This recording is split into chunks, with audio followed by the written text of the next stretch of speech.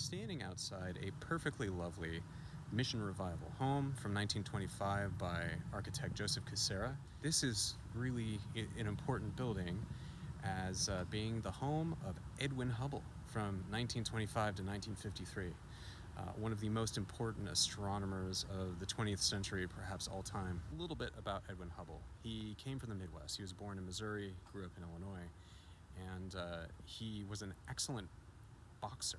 So he earned a Rhodes Scholarship, studied at Queen's College in England. He had a very brief career as a lawyer, but got bored of it real quickly and enrolled at the University of Chicago for a PhD in astronomy. He earned his degree and was offered a job by George Ellery Hale, who was another famous astronomer based out of California, Southern California, who was basically the driving force for the development of the Mount Wilson Observatory up in the mountains, not far from here.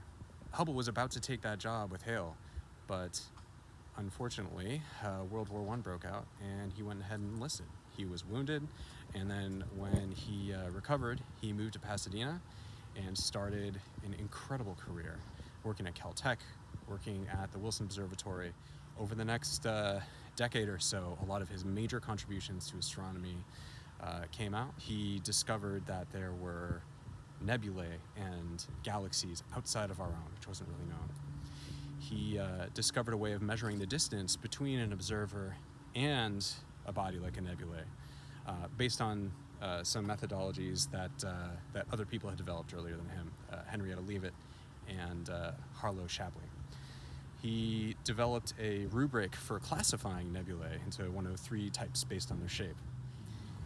And perhaps this is the most important, he discovered, along with an assistant, that all of these galaxies and nebulae were receding from the observer at ever-increasing speeds that were in linear proportion to their distance from us.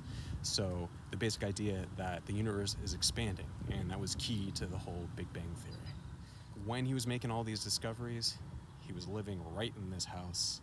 This is on the National Register of Historic Places, and it's on the level above that, a National Historic Landmark. So cool to be standing right here where so much happened. Thanks for doing LA with me.